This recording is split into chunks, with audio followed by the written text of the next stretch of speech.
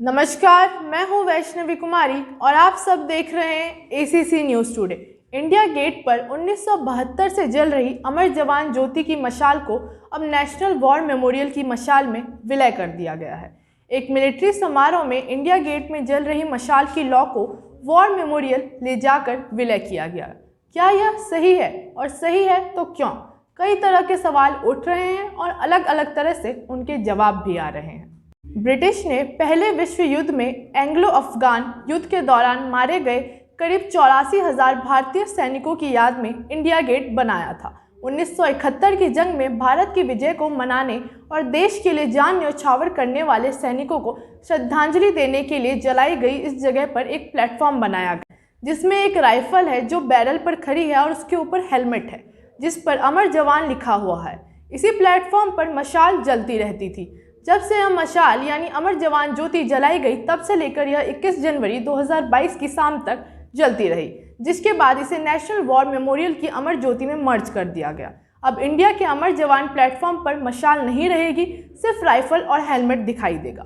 India gate की अमर जवान ज्योति उसके पास ही बने नेशनल वॉर मेमोरियल में बनी अमर जवान ज्योति में विलय कर दी गई। नेशनल वॉर मेमोरियल का उद्घाटन प्रधानमंत्री नरेंद्र मोदी ने 25 फरवरी 2019 को किया था। यह सैनिकों की याद में और उन्हें श्रद्धांजलि देने के लिए बनाया गया, जिन्होंने आज़ादी के बाद अलग अलग युद्ध और लड़ाई में अपनी जान न्यौछावर की।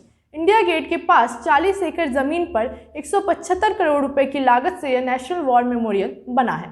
इसे बनाने की चर्चा साल 1961 में शुरू हुई। 2015 में कैबिनेट से इसे अप्रूवल मिला। यह देश का इकलौता ऐसा मेमोरियल है जहां ट्राई सर्विस यानी आर्मी, नेवी और एयरफोर्स के सैनिकों का नाम एक साथ है। नेशनल वॉर मेमोरियल में 4 लेयर बनाई गई है, यानी 4 चक्र है। सबसे अंदर का चक्र अमर चक्र है, जिसमें 15.5 मीटर ऊंचा स्मारक स्तंभ है जिसमें अमर ज्योति जल रही है। इसी ज्योति में इंडिया गेट की अमर ज्योति को विलीन किया गया। यह ज्योति शहीद सैनिकों की आत्मा की अमरता का प्रतीक है, साथ ही एक आश्वासन कि राष्ट्र अपने सैनिकों के बलिदान को कभी नहीं भुलाएगा। वॉर मेमोरियल में दूसरी लेयर है वीरता चक्र, जिसमें आर्मी, एयरफोर्स और नेवी द्वारा लड़ी गई 6 अहम लड़ाइयों को बताया गया है। तीसरी लेयर त्याग चक्र में 25,900 से ज़्यादा सैनिकों के नाम हैं जिन्होंने देश के लिए अपनी जान दी। यह नाम 1.5 मीटर की दीवार पर लिखे हैं।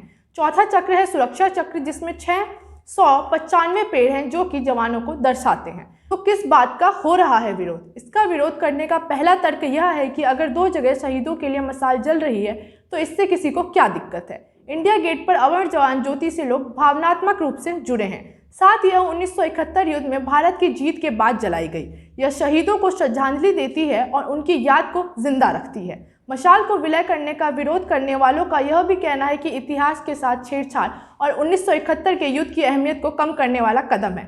1972 से लेकर अब तक लोग इसी जगह पर शहीदों को श्रद्धांजलि देते रहे हैं। सरकार का कहना है कि इंडिया गेट पर अमर जवान ज्योति की मशाल बुझाई नहीं जा रही, बल्कि उसे नेशनल वॉर मेमोरियल की मशाल में विलय किया गया है। अमर जवान ज्योति में 1971 के शहीदों और दूसरे युद्ध के शहीदों की श्रद्धांजलि दी जाती है, पर वहां किसी के नाम नहीं थे।